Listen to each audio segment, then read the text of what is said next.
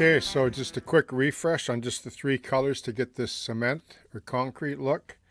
The first base color is 71.296 USAF light gray. Okay. Then I put a thin wash of cement gray, 71.045. And then I'm going to finish with this concrete, 71.131, just a thin wash again on here. So as you can see, this is the concrete sort of sidewalk that I decided to go with. It's not, the painting just has a big area, like a big corner square that went way out to the street, I think. But I'm just changing this up. I wanted to add some layers here and a little more character with the sidewalks and some heaving slabs, etc., to add a little more character to my rendition of the building. So I'm just going to play around, wet this down, and just put a series of earth tone concrete type washes and play around with it until I like it.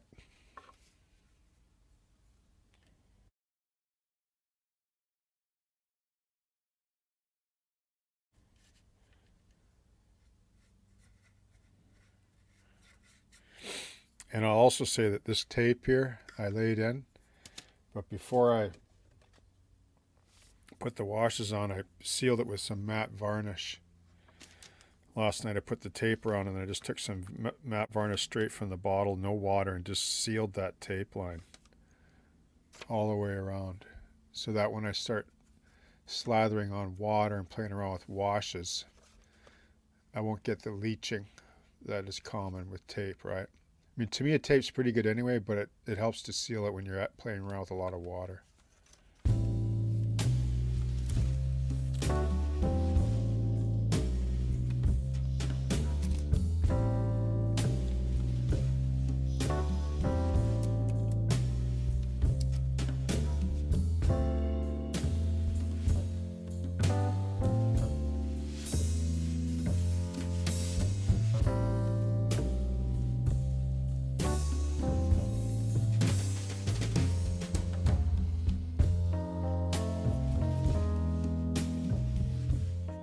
Somebody also asked, do you use a wetting agent?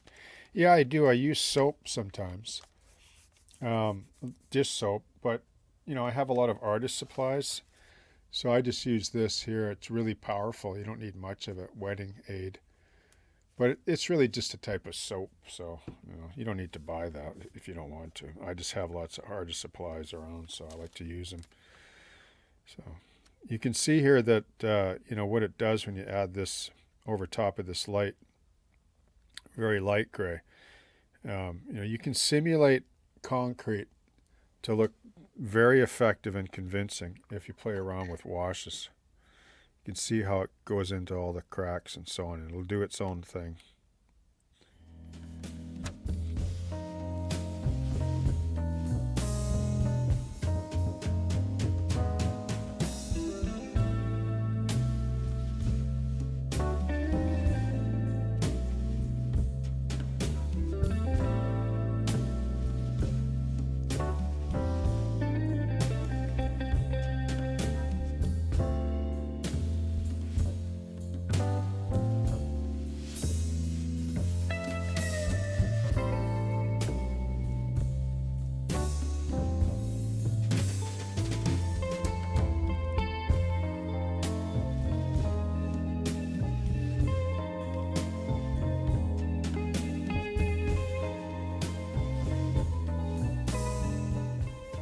Okay, so how's everybody doing?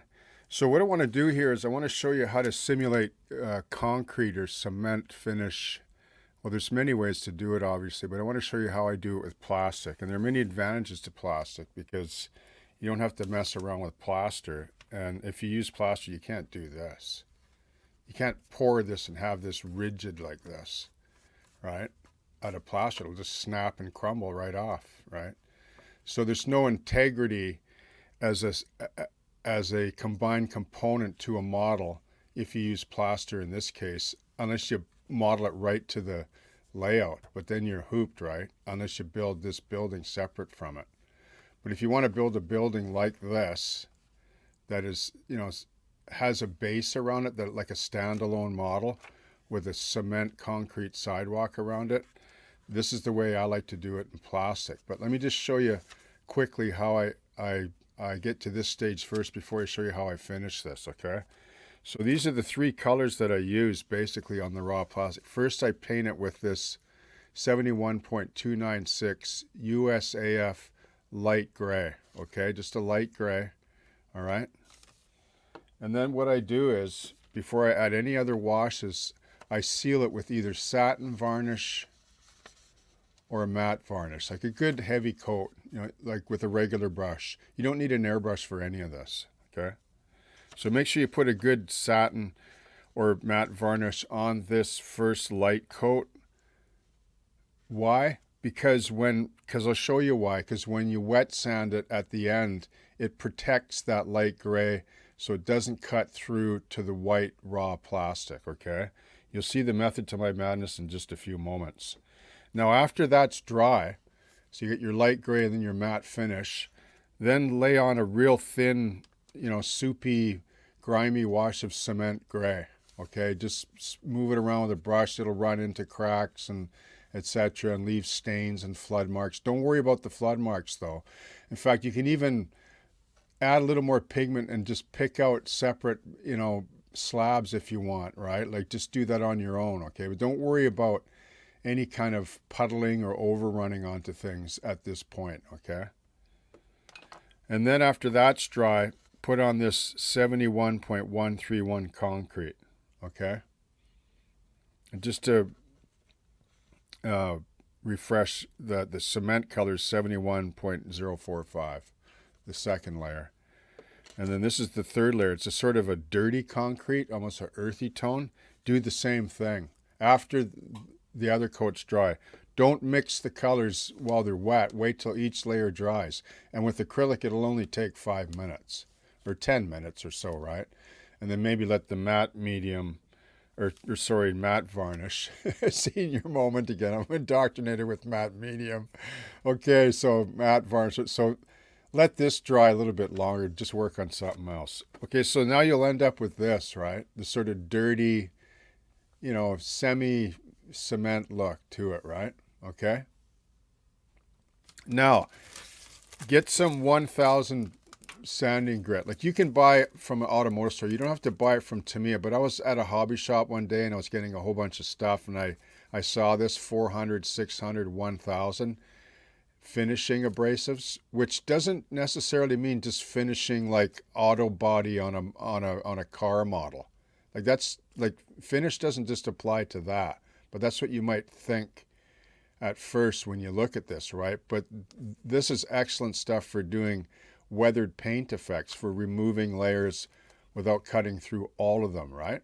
Okay, so I use the 1000. There's 2 sheets in there, one of 600, 2 of 400. So for $5 or $3 or whatever it is, you know, you get all 3, right? Like instead of buying all 4. But you can use automotive. You can even use, I think there's 1600, 2000, which work really good as well in situations, okay? So what I do is I just get a piece like this, right? Just cut a strip and I fold it in half. Like, see how it's still wet inside there? Like I dip this in water, like I fold it because it holds moisture in the paper.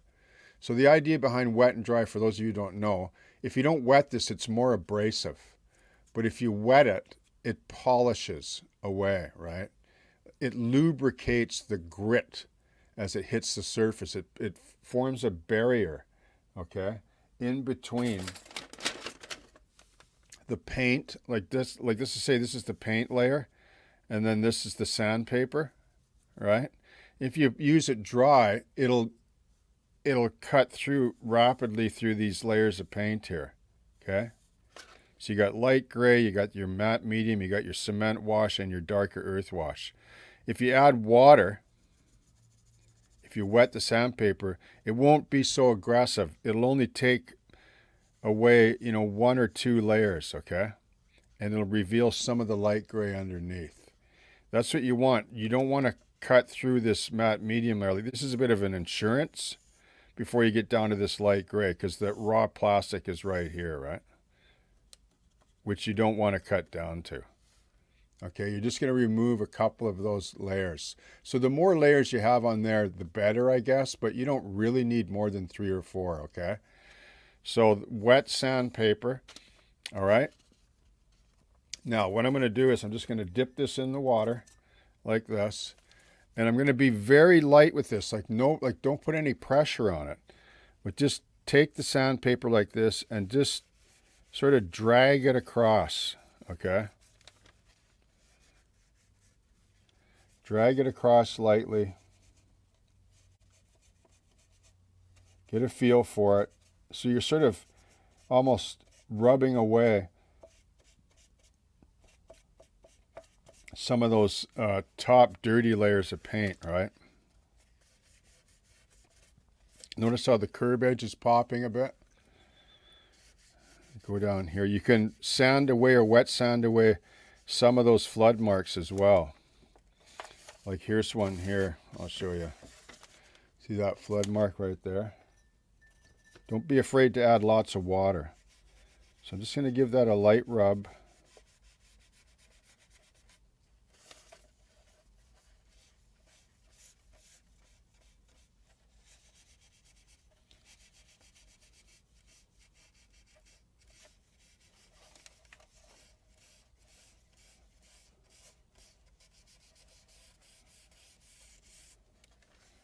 And then just have a little cloth to wipe it off. So you can see there what's happening, right? So if you vary your colors, then you'll vary the look, okay?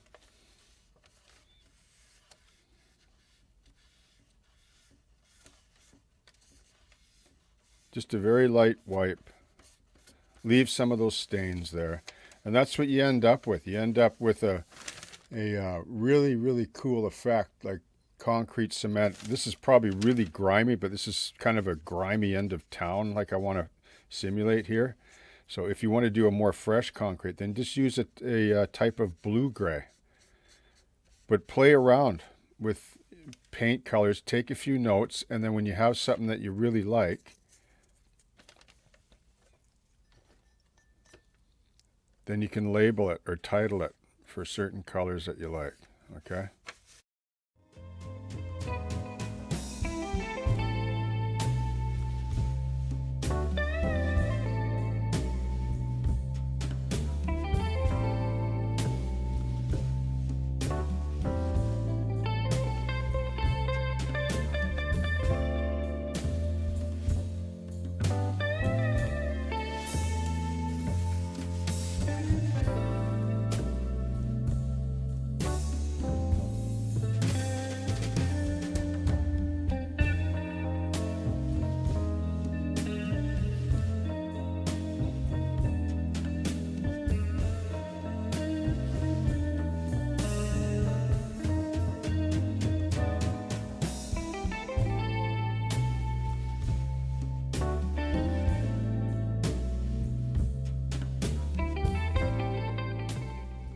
Okay, I don't want to talk. I want to just paint. So I'm just going to tell you, this is all feel. There's no system. There's nothing here. This is just the privilege of each individual artist that uses their own experience. And I have 3 colors. I have a really red brown, a more rust brown, and then a burgundy red that I'm going to hit this wall with randomly without any really thought to it. It's just all going to be feel. Okay?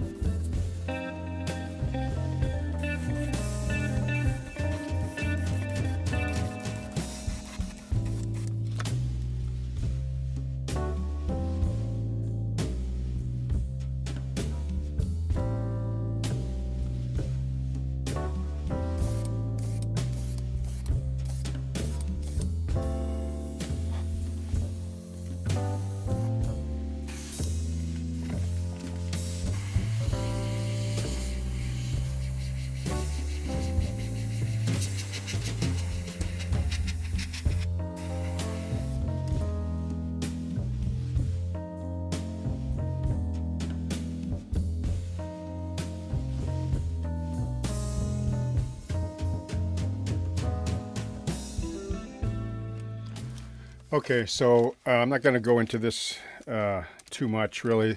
So this is how I like to mortar brick. I like to do this in O as well. I like to use oils. Okay, in this case, I just made an off-white with Artist Oil by Winsor and Newton. Okay, I like Winsor and Newton. Okay, I've been using it most of my life, and like I say, everybody has their own personal choice. So I mix a bit of white and tint it with some Naples yellow to make it kind of a beige color like this.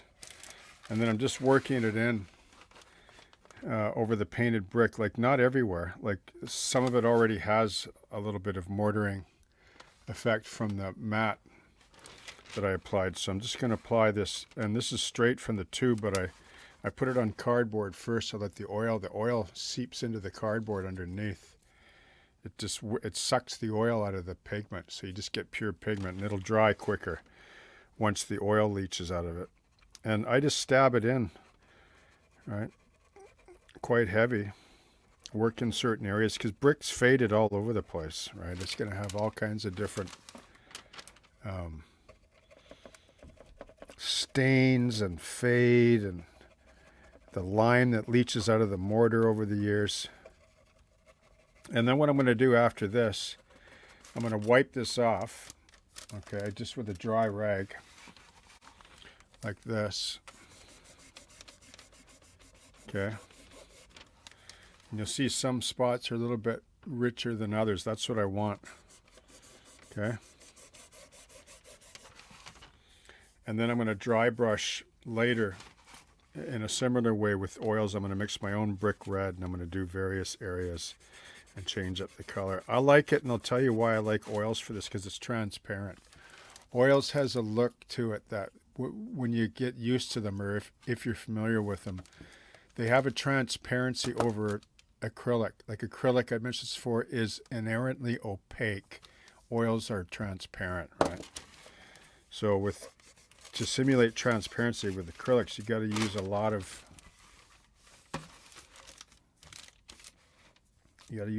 water. But in this case, I'm going to work with oils because, like I say, the dry time is quite long. And they're actually a nice way to relax after you've been speed painting with acrylics, etc. So that's what I'm going to do. I'm going to work in some fade as a layer, and then I'm going to wipe it away. And then I'm just going to go at it again with some red and a brick color of my own making. And if you want, you can take a little bit of thinner mineral spirits and actually wipe some of it away like that as well. Okay, once again, it's all layers for me. All right.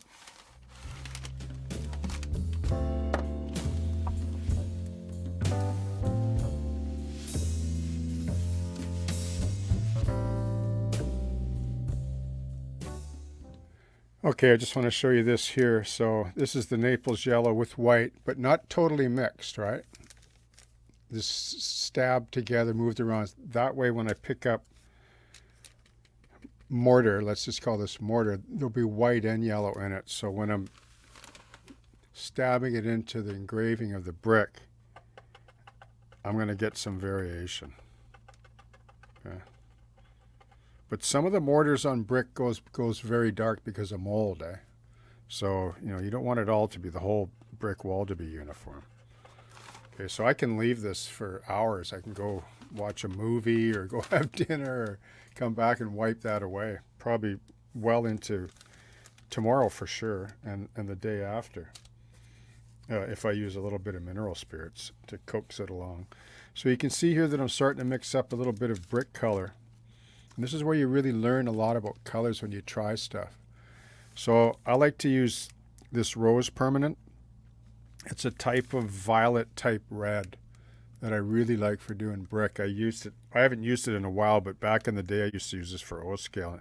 It's a good base for a rich brick color if you add burnt sienna, which is a kind of a rusty orange, and raw umber if you want to darken it, or if you want to lighten it, Naples yellow. I like to use Naples yellow instead of white because white makes it more pink, whereas Naples yellow makes it a more sort of, faded kind of brick, like something like this color, okay?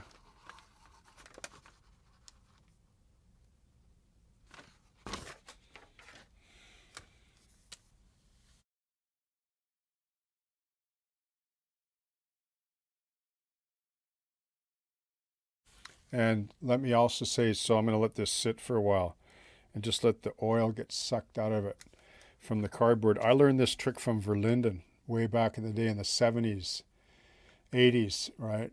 When they started painting figurines with oils instead of enamels like Humbrol and Testers. They were using oils because you could blend the oils for long hours on end.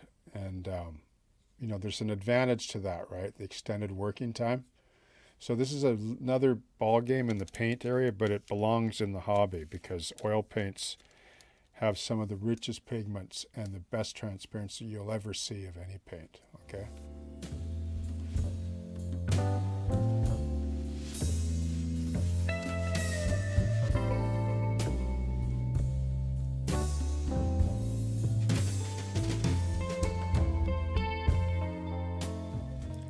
Okay, so I want to talk to you about the oil paint here. So I have some colors here on my palette, some red, browns, and some raw umbers, and a blue, black, and then got my Naples yellow. And I want to show you some of the advantages of oil paint because of the long working time and the ability to blend. As you can see here, I've been working on this end. So I take some of this blue, black almost. It's got a little bit of umber in it, okay?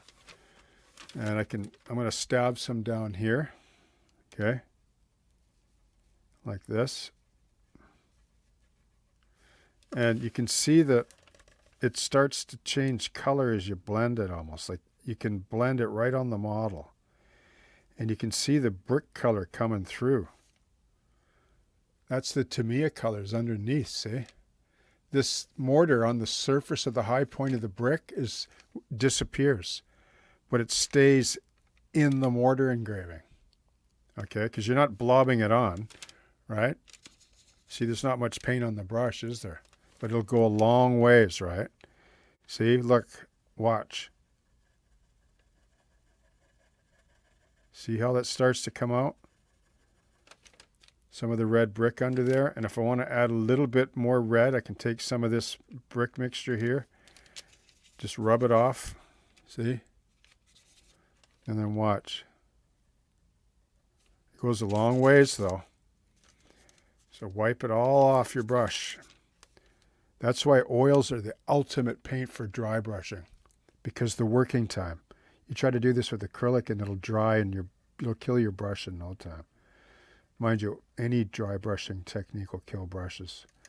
But this is what I mean. You can just move the paint around, and if it's good quality pigment, it won't go muddy on you if you wipe your brush off. And look how far it goes.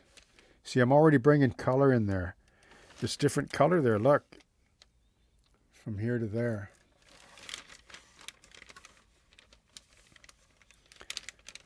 Okay, so here I'll just show you.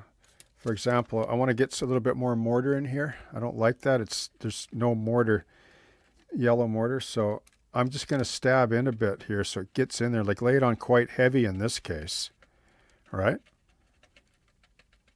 See that? Because I know it'll get right inside that engraving. Now, I don't want all that paint left on there, but I can leave that for a while. It'll bite in for a while. I like to leave it. And then you can come back and just have like little cloths like this. And then just come back and then just wipe it off like that. See? See the mortar color there, how it's different from there? That's the way brick is. Brick is not uniformly like even in color, right? So now I can come back. There's still a bit of paint on the brush here. See, look, hardly any. See that? Now watch.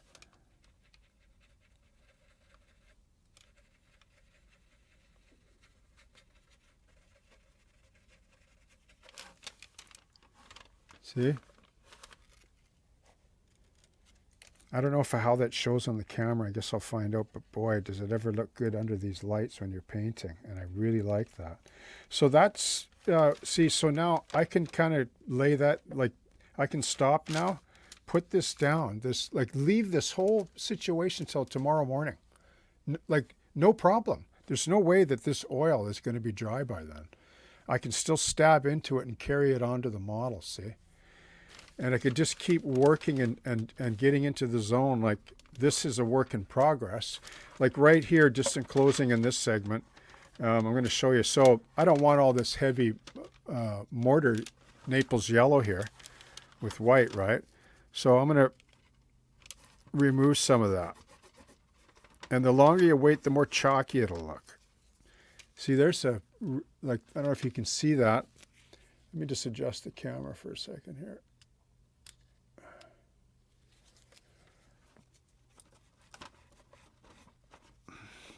I want the mortar line a little more distinctive around this door, just to sort of draw the eye to the door. See?